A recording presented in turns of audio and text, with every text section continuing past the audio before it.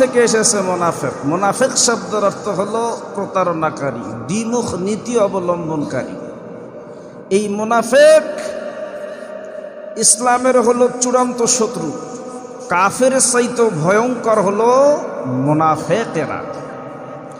আল্লাহ রাব্বুল আলামিন বলছেন, ইয়া আইয়ুহান নাবিয়্যু জাহিদিল কুফারা ওয়াল মুনাফিকিনা ওয়াগলুয আলাইহিম ওয়া মাওয়াহুম জাহান্নাম ওয়া বিইসাল মাসীর।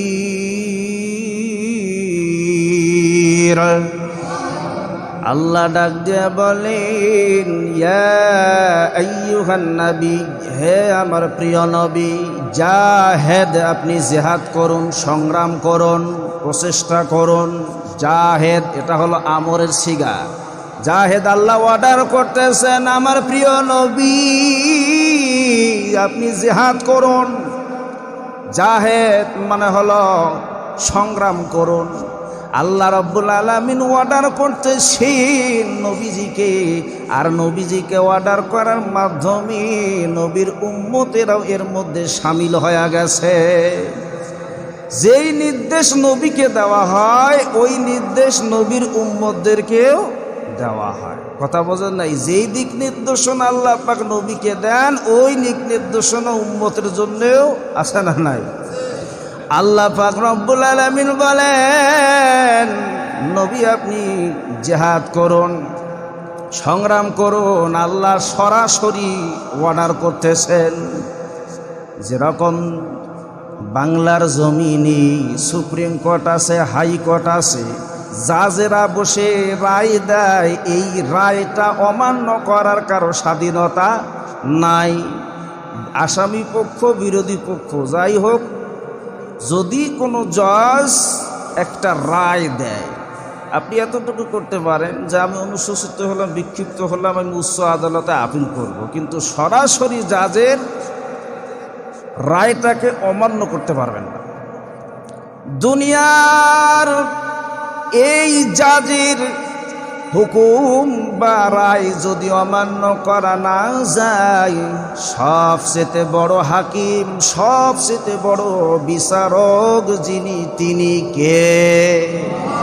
সেই আল্লাহর হুকুম অমান্য করার স্বাধীনতা কোনো ইমানদারের নাই। ইমানদার তো দূরের কথা, নবীরে তো স্বাধীনতা নাই।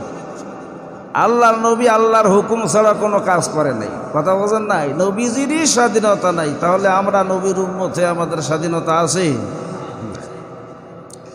আল্লাহ রাব্বুল আলামিন বলছেন, নবী আপনি জিহাদ করুন, জাহিদিল কুফারা, কাফেরদের সঙ্গে, ওয়াল মুনাফিকিনা, এবং মুনাফিকদের সঙ্গে। কাফের এবং মুনাফিকদেরকে আল্লাহ একাকার করে ফেলছেন।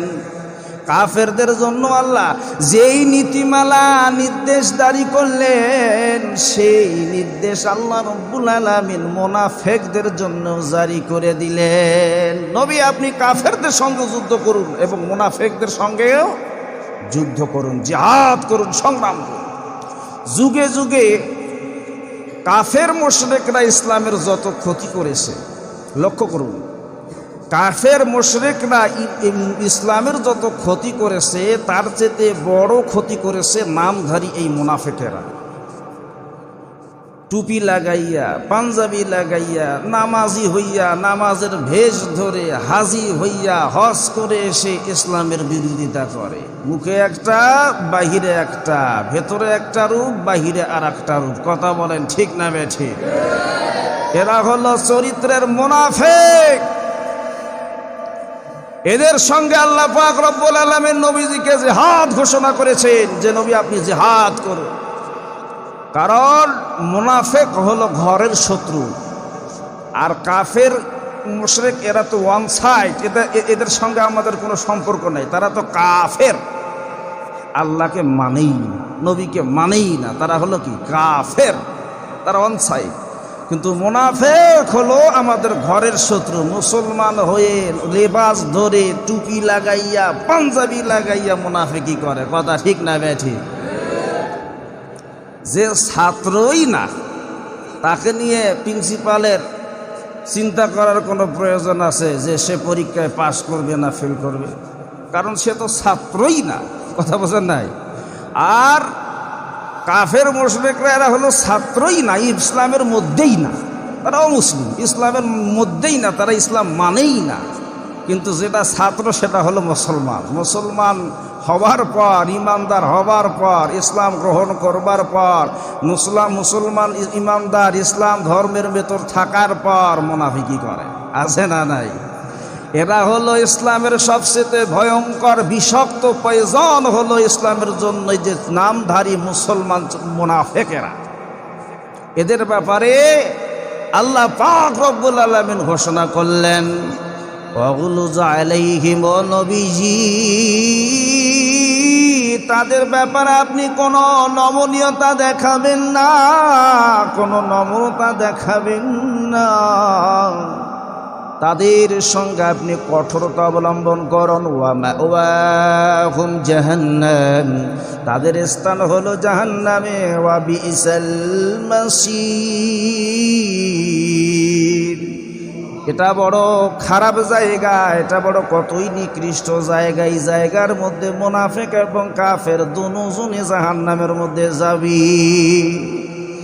আমার বাইরা, হাদিসের মধ্যে বলা হয়েছে মুনাফিকের আলামত সম্পর্কে। এক হাদিসের মধ্যে 3টা, এক হাদিসের মধ্যে 4টা আলামতের কথা বলা হয়েছে। ওয়াইজা হাদ্দাসা কাযাবা, তারা কথা বললে কথায় কথায় মিথ্যা বলবে।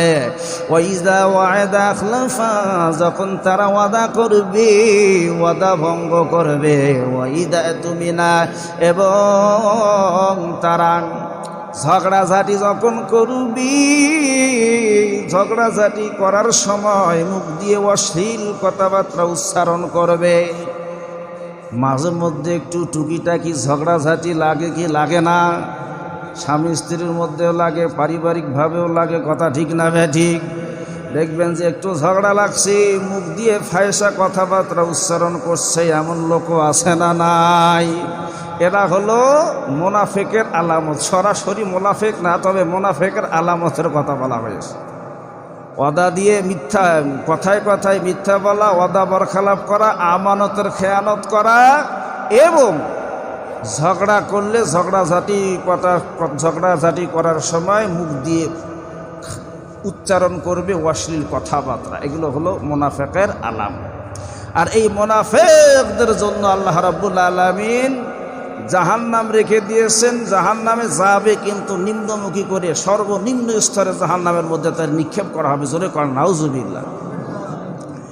ইন্নাল মুনাফিকিনা ফিদ দারকিল আসফালি মিনান নার, মুনাফিকরা নিশ্চয়ই জাহান্নামে যাবে, জাহান্নামের সর্বনিম্ন সীমানায় অবস্থান করবে। নিম্নমুখী করে তাদেরকে জাহান্নামে সর্বনিম্নে, মানে নিম্নমুখী করে নিক্ষেপ করা হবে। জোরে জোরে কর নাউজুবিল্লাহ। এই মুনাফিকি থেকে আমাদের পৃথক থাকার দরকার আছে না নাই? মুনাফিকেরা কত ভয়ঙ্কর। যে আয়াতে কারিমা আমি তেলাওয়াত করেছি, এই আয়াত কখন নাজিল হয়? তাবুক অভিযানে 83 জন মুনাফিক নবীর সঙ্গে শরীক হয়েছিল। তাদের উদ্দেশ্য ছিল নবীজিকে হত্যা করা। কত নিকৃষ্ট নিম্নমানের, কত মানসিকতা নিয়ে তারা মায়ার নবীজির সঙ্গে যুদ্ধে অংশগ্রহণ করেছিল নবীজিকে হত্যা করার উদ্দেশ্যে। 3 জায়গায় নবীজিকে হত্যা করার চেষ্টা করলো তারা। এক জায়গায় যখন নবী একা হয়ে যায়, মুনাফিকেরা নবীজিকে আক্রমণ করলো হত্যা করার জন্য। সাহাবাদের বলিষ্ঠ ভূমিকায় আল্লাহ নবী হেফাজত হয়ে যায়। যখন ওই সময় একটু অন্ধকার ছিল, একজন সাহাবা অন্ধকারের মধ্যে আলো জ্বালাইল। মুনাফিকেরা তাড়াতাড়ি সেখান থেকে চলে গেল, যেন চেনা না যায়। কথা বোঝেন নাই আমার ভাইরা? তাহলে চিন্তা করে দেখেন মুনাফিকদের মন মানসিকতা কত নিম্ন পর্যায়ে। এক নম্বরে মুনাফেকের সর্দারের নাম ছিল হলো আব্দুল্লাহ ইবনে উবাই। ইনি ছিল মুনাফেকদের সর্দার। বন্ধুগণ আমার, তাবুক অভিযানের পূর্বে মুনাফেকেরা একটা মসজিদ বানালো। এই মসজিদ বানানোর উদ্দেশ্য হলো মুসলমানদের মধ্যে বিভেদ সৃষ্টি করা। এই মসজিদ বানানোর উদ্দেশ্য হলো ইসলাম ধর্মের লোকও মসজিদে আসবে, অন্য অন্য ধর্মের লোকেরাও মসজিদে এসে আড্ডা দেবে। তখন তো কোনো বোর্ড ছিল না, কোনো ক্লাব ছিল না, রাজনীতি কথাবার্তাগুলো মসজিদের মধ্যেই হতো। কথা বোঝেন নাই? এই জন্য অন্য অন্য ধর্মাবলম্বীরাও মসজিদে আসতে পারবে, মুসলমানরাও আসতে পারবে। এই নিয়াতে ইসলামের মধ্যে বিভ্রান্তি সৃষ্টি করার জন্য একটা মসজিদ বানালো মুনাফিকেরা, যে মসজিদের নাম হলো মসজিদে দিরার। মসজিদে দিরার। আল্লাহ নবীজিকে মুনাফিকরা এই মসজিদ বানার পরে আমন্ত্রণ জানালো, অনুরোধ করলো যে হুজুর মসজিদ বানালাম, একটু আপনি নামাজটা প্রথম আদায় করেন।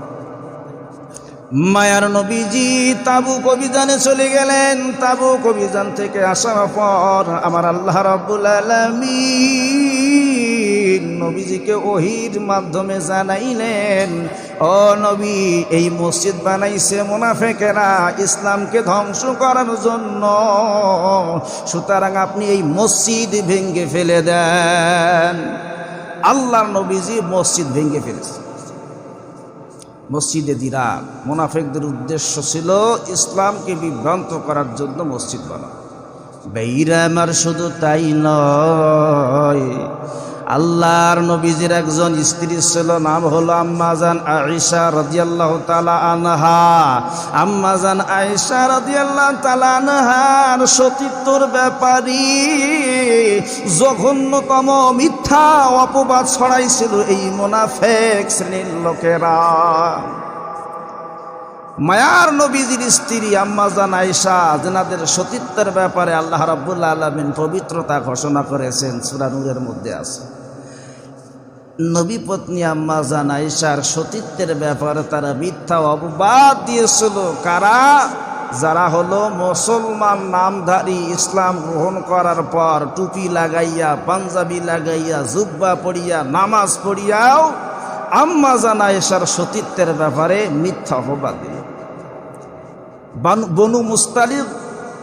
বনু মুস্তালিক যুদ্ধের কথা, এই যুদ্ধ থেকে যখন কাফেলা নিয়ে মায়ার নবীজি এক জায়গায় অবস্থান করলেন, আম্মাজান আয়েশা রাদিয়াল্লাহু তাআলা আনহার গলার হার হারায়া যায়। এই ঘটনাটা আপনারা জানেন। গলার হার হারায়া যাওয়ার কারণে কাফেলা থেকে বিচ্ছিন্ন হয়ে যায় আম্মাজান আয়েশা রাদিয়াল্লাহু তাআলা আনহা। হার হারাইছে, একটু খুঁজতেছে, খুঁজতে খুঁজতে এইদিকে কাফেলা আম্মাজান আয়েশাকে ছেড়ে আগে চলে যায়। সাফওয়ান নামক একজন সাহাবার উটের পিঠে চড়ে আম্মাজান আয়েশা রাদিয়াল্লাহু তাআলা আনহা পরবর্তী সময়ে মদিনার মধ্যে চলে আসে। এই সুযোগে মুনাফিক সর্দার আব্দুল্লাহ ইবনে উবাই ছড়িয়ে দিলেন আম্মাজান আয়েশার সতীত্বের ব্যাপারে মিথ্যা অপবাদ দিতে আরম্ভ করলেন। সমস্ত মদিনার মধ্যে ছড়ায় দিলেন। বন্ধুগণ আমার, আম্মাজান আয়েশা রাদিয়াল্লাহু তাআলা আনহা আল্লাহর নবীর কাছে অনুমতি নিয়া বাবার বাসায় চলে গেলেন। মায়ার নবীজিও বিভ্রান্তির মধ্যে পড়ে গেলেন। বন্ধুগণ আমার, এইদিকে মুনাফিকরা আম্মাজান আয়েশাকে নিয়ে তার সতীত্বের ব্যাপারে বলা বলি করতেছি। আমার আল্লাহ রাব্বুল আলামিন সূরা নূরের 11 নম্বর আয়াত থেকে 21 নম্বর আয়াত পর্যন্ত, 11 নম্বর থেকে 21 নম্বর আয়াত পর্যন্ত আম্মাজান আয়েশা রাদিয়াল্লাহু তাআলা আনহার সতীত্বের পবিত্রতার ব্যাপারে সরাসরি কোরআনের আয়াত নাজিল করে দিলেন। সুবহানাল্লাহ কোন। যারা এই মিথ্যা অপবাদগুলো ছড়ায়া ছিল তাদের উপরে আল্লাহ রাব্বুল আলামিনের পক্ষ থেকে মায়ার নবীজিকে আদেশ করা হলো 80টা বেতের আঘাত ধার্য হয়ে গেল। যারাই আম্মাজান আয়েশা রাদিয়াল্লাহু তাআলা আনহার সতীত্বের ব্যাপারে মিথ্যা অপবাদ দিয়েছিল তাদের সঙ্গে জড়িত ছিল আল্লাহর নবীর আপন চাচাতো ভাই। আল্লাহর নবীর আপন চাচাতো ভাই। আল্লাহর নবী নিজে 80টি বেতের আঘাত করেছেন। কোন সুবহানাল্লাহ। এই জন্য আমি প্রায় সময় বলি যে 4টে শাস্তির ব্যাপারে কোনো ওকালতি চলবে না, কোনো জাজের কলম ধরার সুযোগ দেয়। সরাসরি আল্লাহ কোরআনের মধ্যে ঘোষণা করছে। 1 নম্বরে হলো মদ পানকারীর শাস্তি, 2 নম্বরে হলো জেনা ব্যভিচারীর শাস্তি, সূরা নূরের প্রথমেই আছে। 3 নম্বরে হলো চুরি করার শাস্তি, আর সারিকত, চুরি করলে হাত কাটিয়ে দাও, এটাও কোরআনের বিধান। 4 নম্বরে হলো কোনো সতী সাধবী নারীর সতীত্বর ব্যাপারে মিথ্যা অপবাদ দিলে তার উপরে 80টি বেতের আঘাত দেওয়া হবে। এটা আল্লাহ পাক ফয়সালা করে দিয়েছে। তাহলে আম্মা জান আয়েশা রাদিয়াল্লাহু তাআলা আনহার সতীত্বের ব্যাপারে মিথ্যা অপবাদ ছড়ালো কারা? যারা হলো মুসলমান নামধারী মুনাফিকেরা, যারা ওয়াদা করবে ওয়াদা ভঙ্গ করবে, আমানত করলে আমানত রাখলে আমানতের খেয়ারত করবে। অনেক নেতা আছে যখন নির্বাচন এসে যায়, নির্বাচনের পূর্বে নেতারা সামনে এসে মাইকের মধ্যে বক্তৃতা দেয় যে আমি যদি নির্বাচনে জয়ী হই, আমি যদি এমপি হতে পারি, রাস্তাঘাট পাকা হবে, কাঁচা থাকবে না, সমাজের মধ্যে কোনো মাদক থাকবে না, সমাজের মধ্যে ধর্ষণ থাকবে না, জেনা ব্যভিচার থাকবে না। যেই নেতারা এই বক্তৃতা দেয়, প্রতিশ্রুতি দেয়, এমন অনেক নেতা আবার জেনা ব্যভিচার করে ঘরের মধ্যে ধরা পড়ে। কথা ঠিক না ব্যাঠি? ভাইরাল হয়ে গেছে ফেসবুকের মধ্যে। দেখলাম সাতক্ষীরার একজন নেতা এমপি, সাতক্ষীরার একজন এমপি 17 বছরের যুবতীর সঙ্গে ঘরের মধ্যে ব্যভিচার করতে যাইয়া ধরা পড়ছে। আপনারা দেখছেন, গোটা বাংলাদেশে ভাইরাল হয়ে গেছি। যেই নেতা প্রতিশ্রুতি দিল, যেই নেতা ইসলামের লিবাস ধরে, মাথার মধ্যে টুপি রেখে, মুখে দাড়ি লাগাইয়া ইসলামের কথা বলে, আবার ভেতরে ভেতরে ইসলাম বিরোধী কাজ করে, তাহলে এই নেতা ইমানদার না মুনাফেক? আরো জোরে বলে, ইমানদার না মুনাফেক? এমন নেতার অনুসরণ করা যাবে না। বন্ধুগণ আমার, তাহলে নেতা যদি মুখ দিয়ে বলে একটা, করে আর একটা, ভেতরে একটা বাহিরে একটা, এটা কিসের আলামত? এমন চরিত্রের আলামত যদি আমাদের মধ্যেও থাকি, আমরাও কিন্তু মুনাফিকের মধ্যে শামিল হয়ে যাব। কাফের এবং মুনাফিক দুইজনকে একাকার করেছেন আল্লাহ। যেই জাহান্নামে কাফেরও যাবি, ওই জাহান্নামে নামধারী মুনাফিকদেরকে জাহান্নামের মধ্যে নিক্ষেপ করা হবে। বন্ধুগণ, তাবুক অভিযানে ভরা ফল পাকার মৌসুম, আল্লাহর নবীজি তন্ন তন্ন করে শুধু শিশু এবং বৃদ্ধ অসুস্থ ব্যতীত সবাইকে যুদ্ধে যাওয়ার জন্য ঘোষণা করলেন। আর এই মুনাফিক শ্রেণীর লোকেরা এসে বলে, হুজুর আমার পেটের ব্যথা, কেউ বলে হুজুর আমার মেয়ের বিবাহ, কেউ বলে আমার ফসল পেকেছে, হুজুর আমি যাইতে পারবো না। আল্লাহ বলেন, নবীজি তারা অবশ্যই জিহাদে যাইতো, পথটা যদি সুগম হতো, একটু কাছের হতো, আর জিহাদের মধ্যে যাওয়ার পরই গনিমতের মাল পাইয়া যাইতো, অর্থ পাইত, তাহলে তারা এই পেটের ব্যথা, মেয়ের বিবাহ, ফসল পেকেছে সব অজুহাত ফেলায়া আগে দৌড় মেরে তাবুক অভিযানে যাইত। কিন্তু আসলে তারা বিভিন্ন রকমের অজুহাত দেখায়া জিহাদের ময়দান থেকে যাওয়া থেকে বিরত থাকলো। এরা হলো চরিত্রের মুনাফিক। মুনাফিকেরা বলে যে আমরা মুনাফিক না, আমরা হলো ইমানদার।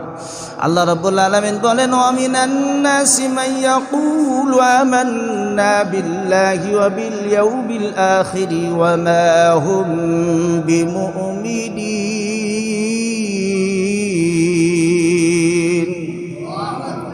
আল্লাহ বলেন মানুষের মধ্যে এমন কিছু মানুষ আছি যারা নিজেদেরকে দাবি করে যে আমি ইমানদার, আমি আল্লাহ এবং পরকালের ওপর ঈমান এনেছি। আল্লাহ বলেন আসলেই তারা ইমানদার নয়। কথা কারটা ঠিক? আল্লাহরটা ঠিক না এই মুনাফিকেরটা ঠিক? আল্লাহরটা ঠিক। আল্লাহ বলতেছেন যে আসলে এরা ইমানদার নয়। ওয়ামিনান নাসি মান ইয়াকুলু আমান্না বিল্লাহি ওয়া বিল ইয়াউমিল আখির, তারা বলে যে আমরা আখিরাত এবং আল্লাহর উপর ঈমান এনেছি। ওমা হুম, আল্লাহ পাক বলতেছেন যে তারা আসলে ইমানদার নয়। তারা ইমানদারের ভেষ ধরেছে, টুপি লাগাইছে, পাঞ্জাবি লাগাইছে, মাথার মধ্যে টুপি লাগাইছে, এরপরে নামাজ ধরছে, হজ করে আসছে। আল্লাহকে বোঝায়, ইমানদারকে বোঝায় যে আসলে আমি ইমানদার।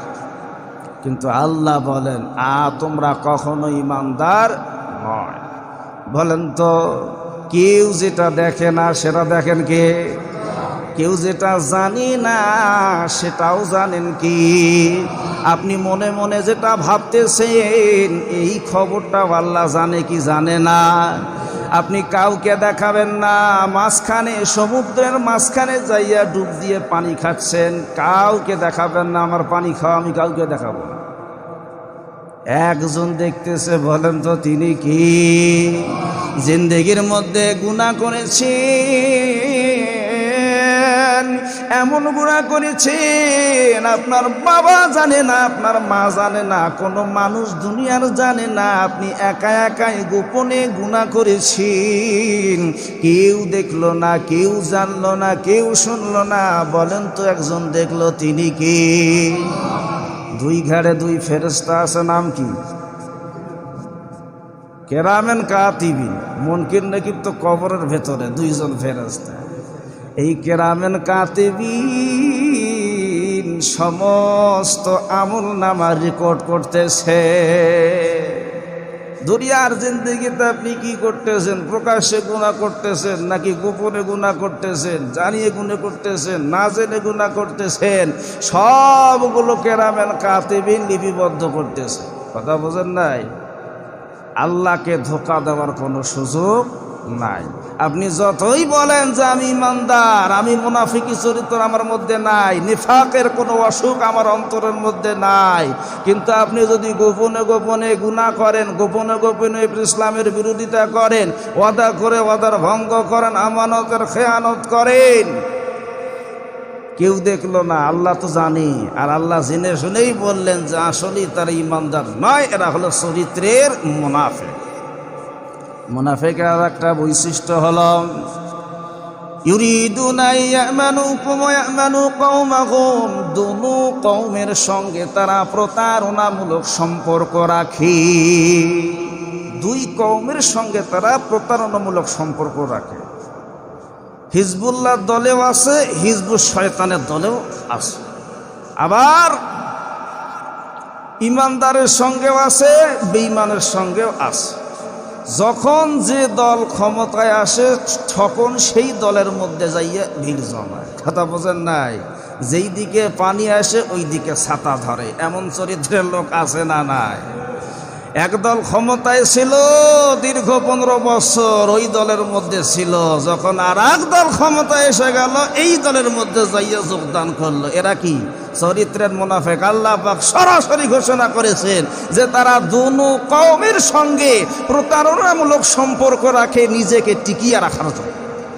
কথা বোঝেন নাই? মুসলমানের এক জবান, মুসলমানের এক দল, মুসলমানের এক কথা।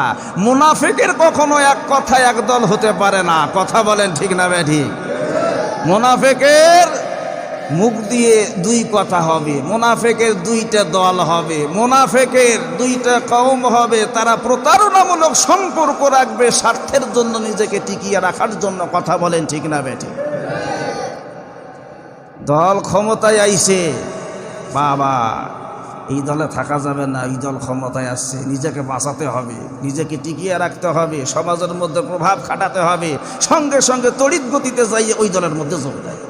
কথা বোঝেন নাই? আল্লাহ সরাসরি ঘোষণা করছেন যখন যে দল ক্ষমতায় আসে তখন সেই দলের মধ্যে যোগ দিয়া তারা নিজেকে টিকিয়ে রাখে। এরা হলো সবচেয়ে নিকৃষ্ট, ইসলামের বিষাক্ত প্রয়োজন হলো মুসলমান নামধারী মুনাফিক শ্রেণীর লোকেরা। কথা বোঝেন নাই? কাফের চেয়ে ভয়ঙ্কর, কাফেরের তো অনসাইড, কাফের তো কাফেরই। কাফের আমরা জানি যে তারা ইসলামের চূড়ান্ত দুশ্মন, কিন্তু মুনাফিকরা এসেই তো ভয়ঙ্কর দুশ্মন ইসলামের জন্য। ইসলামকে ধ্বংস করার জন্য যুগে যুগে কাফেররা যত ক্ষতি করেছে তার চেয়ে বেশি ক্ষতি করেছে এই চরিত্রহীন নামধারী মুনাফিক শ্রেণীর লোকেরা। যারা নবীজিকে হত্যা করতে যাইছিল তারাও মুসলমান। এরপরে অনেকগুলো এরকম ইসলামী যুদ্ধ আছে, এই যুদ্ধের মধ্যে মুনাফিকরা বিরোধী পক্ষ হয়ে যুদ্ধ করেছে। তাহলে এই মুনাফিকি নিফাকি রোগটা অন্তর থেকে পরিষ্কার